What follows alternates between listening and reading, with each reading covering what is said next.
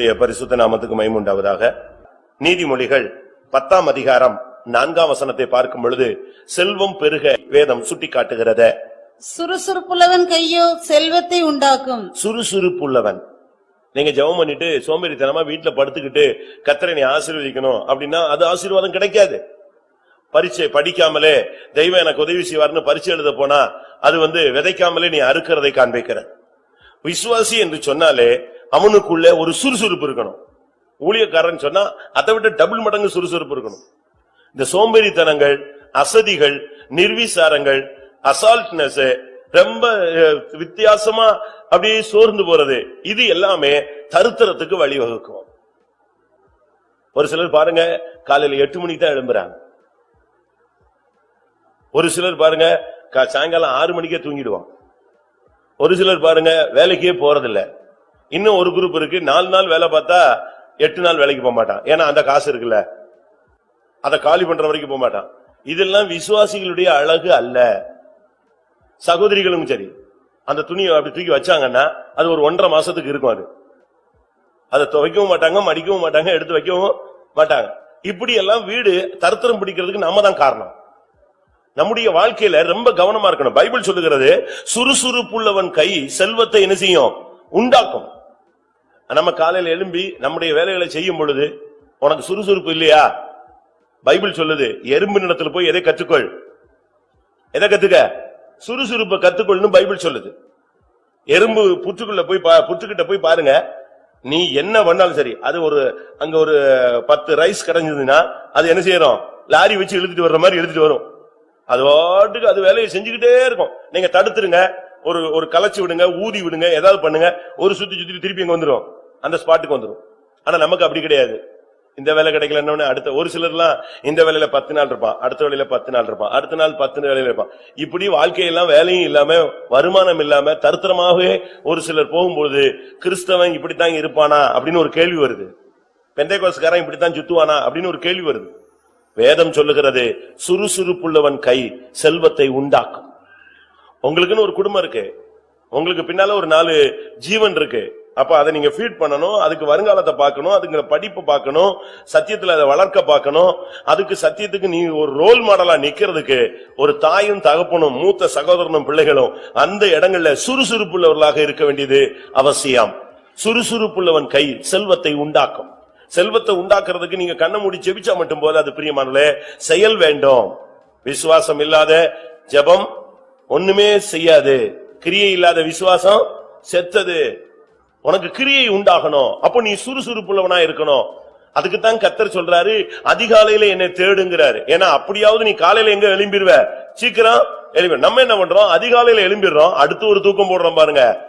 அதுதான் அடுத்த failure model. அது நம்ம பண்றது கரெக்ட். அதிகாலையில வேற வழியே இல்லாம எப்படியோ எழும்பிடுறோம்னு வச்சுக்கோங்களேன். ஆனா அடுத்து ஒரு தூக்கம் போடுறோம். அதுதான் என்னது? வாழ்க்கையில ரொம்ப முக்கியமான ஒரு தூக்கம். நைட்ல அவனை 7 மணி நேரம் முழிக்க சொன்னா கூட முழிச்சிடுவான். ஆனா இந்த காலையில ஜெபம் முடிச்சுட்டு படுக்காம இருந்தா அவனுக்கு என்ன செய்யும்? ஜீவனே போயிடும். ஆனா ஆண்டவர் சொல்றாரு காலையில எழும்பி என் முகத்தை தேடு. இது ஆண்டவர் சொல்றது. அடுத்து உலகம் என்ன சொல்லுது? காலையில் எழுந்தவுடன் என்ன, காலையில் எழுந்த உடனே நீ என்ன செய்? உலகத்துல சொல்லுவான் கடவுளை தேடு. காலை எழுந்தவுடன் படின்னு இன்னொரு சூடி சொல்லுது. நமக்கு எதுக்கு இதை சொல்றேன்னா, அப்படியே நீ கண்டினியூ பண்ணணும். சுறுசுறுப்பு. நீங்க பாருங்க சில இடங்கள்ல எல்லாம் என்ன பாஸ்ட்ல மனுஷன் ஒர்க் பண்றான். ஒரு இடத்துல நான் போனேன், ட்ரெயின்ல உட்கார்ந்து இருக்கிறேன், ஒரு வேற சபைக்காரன் ஊழியம் செய்யறான், டிராக்ட் கொடுக்குறான். டிராக்ட் என்ன பாஸ்டா கொடுக்குறான்? ஏன்னா அடுத்த ட்ரெயின் வர்றதுக்குள்ள அவன் கையில உள்ள நோட்டீஸ்ல பாதி எரிஞ்சிடணும், கொடுத்துடணும். அதாவது அவனுடைய மனசுல ஒரு திருப்தி, இன்னைக்கு இத்தனை ஆயிரம் பேருக்கு நோட்டீஸ் கொடுத்துட்டேன், டிராக்ட் கொடுத்துட்டேன். அதுல ஏதாவது ஒண்ணு வேலை செஞ்சு ஒரு ஆத்மா சந்திக்கப்பட்டா கூட பரலோகத்துல அவனுக்கு என்ன உண்டு? பிரதிபலன் உண்டு. நம்ம எவ்வளவு சுறுசுறுப்பா இருக்கிறோம். இன்னும் கொஞ்சம் தூங்கட்டும், இன்னும் கொஞ்சம் இருக்கு விடியட்டும் சொல்லி என்ன செய்வானா? தன் காலை முடக்கி கையை முடக்கி என்ன செய்வான்?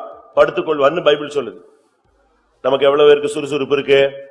ஆசீர்வாதம் இல்லாதவங்க இன்னையில இருந்து இந்த பைபிள் கான்செப்ட கொஞ்சம் ட்ரை பண்ணி பாருங்க. காலையில 4 மணிக்கு எழும்புங்க, 6 மணிக்கெல்லாம் பிசினஸ் தொடங்குங்க, ஓடுங்க, வேலையை செய்யுங்க, வீட்டு வேலையெல்லாம் செய்யுங்க. இந்த கடைசி நேரத்துல போய் முட்டிக்கிட்டு கிடக்க வேண்டிய அவசியமே கிடையாது. ஆவிக்குரிய ஜீவியத்துல சுறுசுறுப்புள்ளவன் கை செல்வத்தை உண்டு பண்ணும் என்று சொல்லி இருக்கிறது. நீதிமொழிகள் 21:5. நீதிமொழிகள் 21:5. ஜாக்கிரதையுள்ளவனுடைய நினைவுகள் செல்வத்துக்கும் பதறுகிறவனுடைய நினைவுகள் தரித்திரத்துக்கும் ஏதுவாகும். ஜாக்கிரதையுள்ளவனுடைய நினைவு முழுவதும் செல்வத்துக்கு நேரா போகும். ஜாக்கிரதை உள்ளவன் சும்மா இருந்தானா அது தரித்திரத்துக்கு நேரா அவனை இழுத்துட்டு போகும். நம்முடைய ஜீவியத்துல எப்பொழுதுமே நம்முடைய ஜீவியத்துல ஊழியத்துல நம்முடைய வருமானத்தை குறித்த ஒரு ஜாக்கிரதையான ஒரு சிந்தை இருக்கணும். எப்பவுமே நமக்கு அப்படி இருக்கணும். நம்முடைய ஆளுங்களுக்கு பாதி பேருக்கு பிசினஸ் பண்ணவே தெரியாது, ஏமாந்துருவாங்க. ஏன்னா உடனே சொல்லுவாங்க, நாங்க அவங்கள மாதிரி பொய் சொல்ல வேண்டியிருக்கு, பொய் சொல்ல முடியாது, அப்படி இப்படின்னு சொல்லுவாங்க. பொய்யும் சொல்ல வேண்டாம், ஒண்ணுமே சொல்ல வேண்டாம். நீ கரெக்டா நின்னு பாரு, கர்த்தர் உன்னை ஆசீர்வதிச்சு எங்கேயோ நினைச்சுவாரு கொண்டு போவார். ஆண்டவரால முடியாது ஒண்ணுமே கிடையாது. தெய்வீகமாய் வாழ்ந்து செல்வ சிறப்பாய் மாறின எவ்வளவோ பேர் இருக்கிறாங்க. அதுக்கு எத்தனையோ சாட்சிகள் உண்டு, வேதத்திலும் உண்டு, உலகத்திலும் உண்டு. ஆவிக்குரிய ஜீவியத்துல வந்த பின்பு நம்ம எப்பொழுதும் ரொம்ப ஜாக்கிரதையா இருக்கணும். நம்முடைய வார்த்தை, நம்முடைய இடைபடுதல், நம்முடைய பாதுகாப்பு தன்மை எப்பொழுதுமே ஒரு அலர்ட்னஸ் நமக்குள்ள இருந்துகிட்டே இருக்கணும். எப்பவுமே உனக்குள்ள ஒரு மணி அடிச்சுக்கிட்டே இருக்கணும், ஒரு ஜாக்கிரதை இருந்துகிட்டே இருக்கணும். உன்னுடைய எல்லா காரியங்களை குறித்து ஜாக்கிரதையுள்ளவனுடைய நினைவு செல்வத்துக்கு நேராக போய்கொண்டே இருக்கும். அவனுடைய மைண்ட் எப்பொழுதுமே கரெக்டா இருக்கும். அப்படிப்பட்ட ஒரு ஆவிக்குரிய வாழ்க்கையை தேவன் எதிர்பார்க்கிறார். நீங்க தேவனை நம்பி நின்னு பாருங்க, உங்களுக்கு ஐஸ்வரியத்தை சம்பாதிக்கத்தக்கதான பலனை தேவன் என்ன செய்கிறார்? தருகிறார். உபாகமம் 8ஆம் அதிகாரம் 18ஆம் வசனத்துல ஐஸ்வரியத்தை சம்பாதிக்கத்தக்கதான பலனை கர்த்தர் தான் தருகிறார். அது ஒரு பலன்.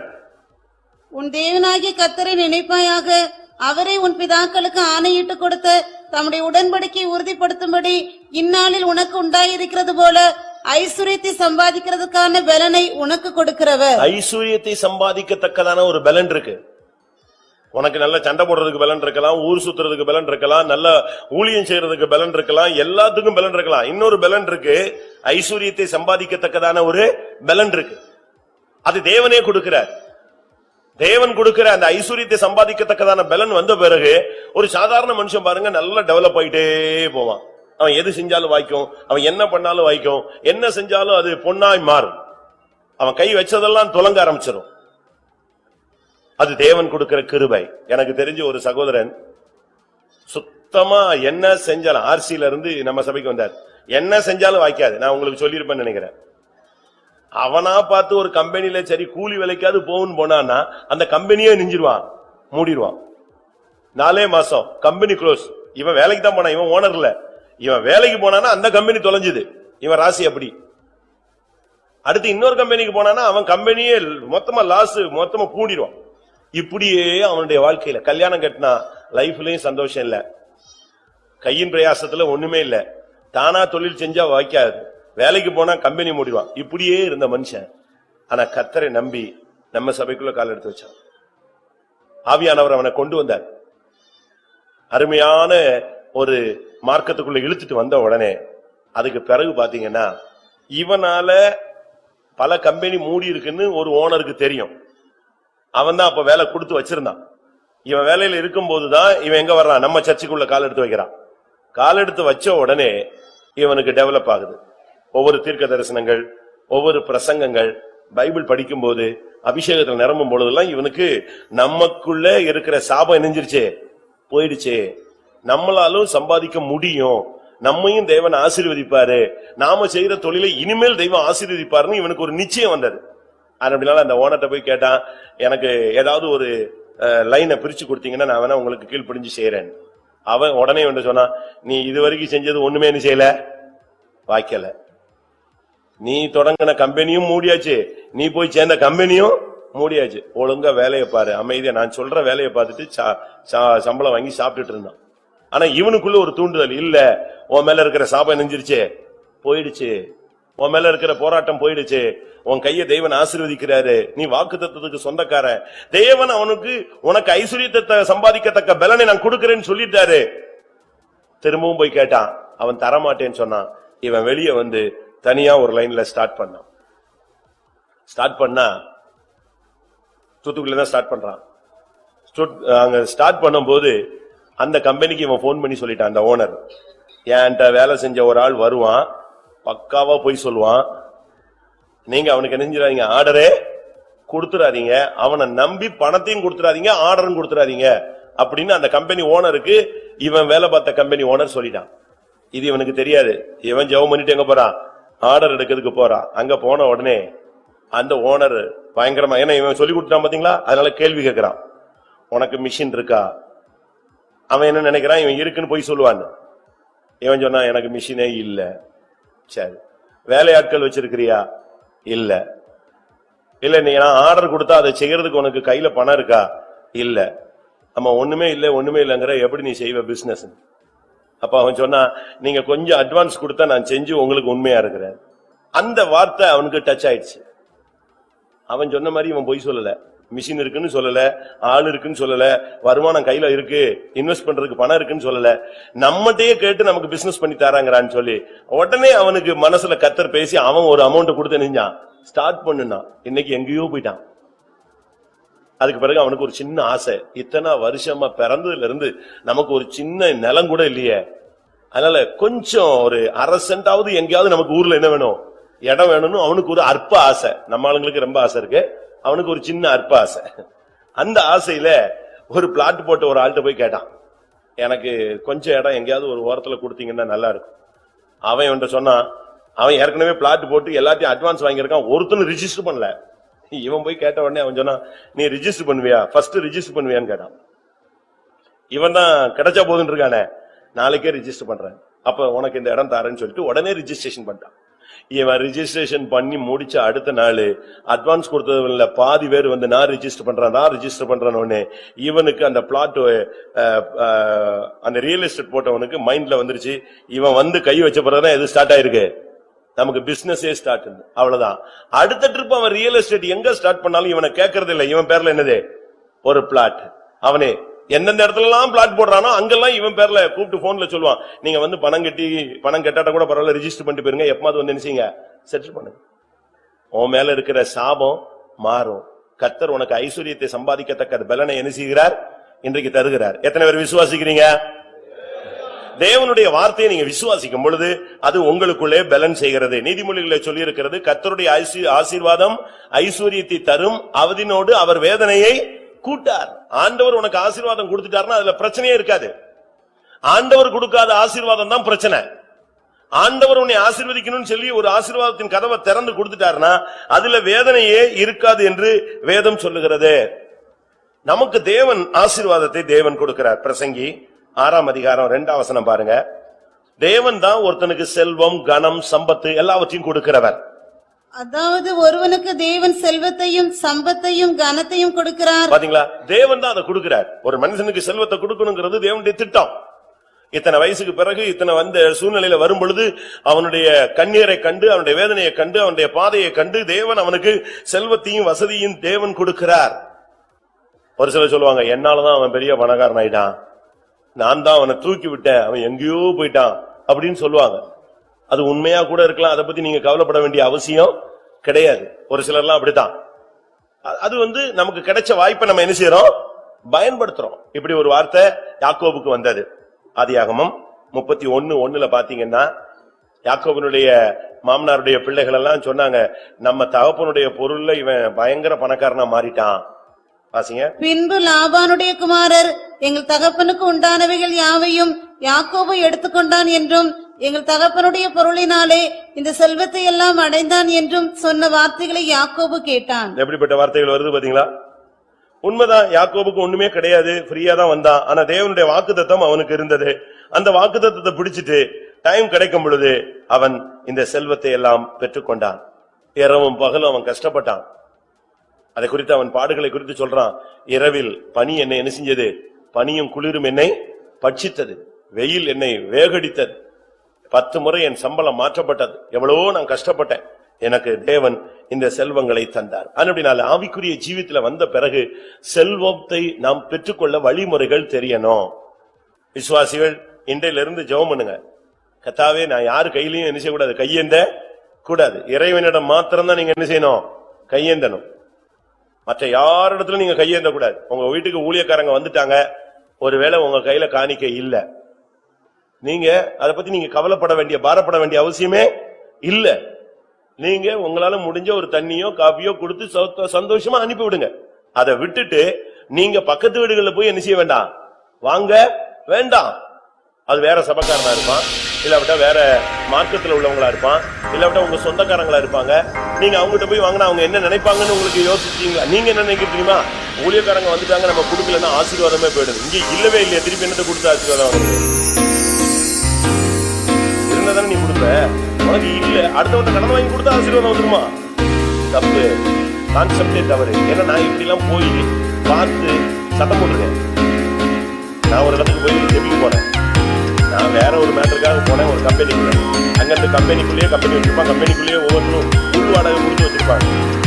அப்ப நான் ஒரு இடத்துக்கு ஜெபிக்க போன உடனே அதுக்கு ஜெபிக்கன்னு சொன்னாங்க. நான் அதுக்கு போய் ஜெபிக்க போயிட்டேன். பக்கத்துல கம்பெனி நம்ம விசுவாசிதான். ஆனா பட் அந்த நேரத்துல அவன் கையில என்ன இல்ல, காசு இல்ல. அதுக்குள்ளேயே ஒரு இந்து இருக்கிறான், அவனு கம்பெனி வச்சிருக்கான். அன்னைக்கு ஆயுத பூஜை, அவன் ஃபுல்லா படையல் போட்டு பூஜை முடிச்சு நிற்கிறான். நான் போய் இவனுக்கு ஜெபிக்க போறேன், நம்ம கம்பெனிக்கு ஜெபிக்க போறேன். இவன் கையில என்ன கிடையாது, காசு.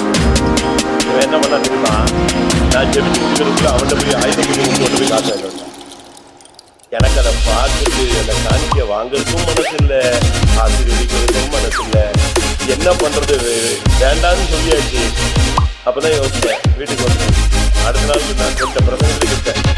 யாரும் இப்படிப்பட்ட காணிக்க நிற்க கூடாது. நீங்க யோசிங்க, உங்க மைண்ட் எப்படி ஒர்க் ஆகுது, என் மைண்ட் உங்க மைண்ட் வித்தியாசம் இருக்கான்னு பார்க்கலாம். அது சரியா? அவன் என்ன நினைப்பான்? ஒரு ஊழியக்காரன் வர்றாங்க, உடனே இவன் காசுக்கு அலையிறான். யார்கிட்ட போய் வாங்கி வரான்? ஆண்டவர் தான் அதை அக்செப்ட் பண்ணுவாரா? என் பிள்ளையே, நீ பக்கத்துல அவன்கிட்ட போய் வாங்கி கொடுக்காம விட்டு விட்டா என்ன சொல்வாரு? அவரு நினைப்பாரு, இவன் காலையில வரும் பொழுது நான் கொடுத்த ஆசீர்வாதத்தை இவன் பாக்கெட்ல வைக்காம இருந்துட்டான். ஒரு தேவனுடைய பிள்ளை சரியான விதத்தில் நடந்துக்கணும். அது எந்த இடத்துல எப்படி நடக்கணும் நமக்கு ஒரு ஞானம் இருக்கணும். எந்த இடத்துல எப்படி பேசணும், எப்படி நடந்துக்கணும் உனக்கு அது இல்லைன்னா அந்த அந்நிய மனுஷத்தை வாங்கி கொடுக்கும்போது அவன் என்ன நினைப்பான்? நீ ஆராதிக்கிற தேவன் எப்படிப்பட்ட தேவன்? நீ ஆராதிக்கிற தேவன் சர்வ வல்லமுள்ள தேவன். வானமும் பூமியும் அவருடையது, ஒன்னும் வெளியும் என்னுடையது, பூமியும் அது நிறைவும் என்னுடையதுங்கிற நீ அந்நிய மனுஷன் கையெழுத்து வாங்கிதான் நீ கொடுக்கணும்னு உன் தலையிடத்துல எழுதல. நல்லா விளங்கிக்கணும். நமக்குன்னு தேவன் ஒரு செல்வத்தை வைத்திருக்கிறார். சுறுசுறுப்பாய் தேவன்கிட்ட கேடு, ஐஸ்வர்யத்தை சம்பாதிக்கத்தக்க பலத்தை தேவனிடத்துல கேடு. நீ ஒரு யோசேப்பாய் மாறு, நீ ஒரு யாக்கோபாய் மாறு. ஒண்ணுமில்லாத யாக்கோபு, அவங்க அண்ணன் எல்லாத்தையும் பிடிங்கி விட்டுட்டான். கையில ஒரு கொஞ்சோண்டு எண்ணெய் பாட்டு இருந்துச்சு, அதையும் கூட கர்த்தர் தரிசனம் கொடுத்தாரு, அந்த கல்லு மேல ஊட்டி விட்டான்.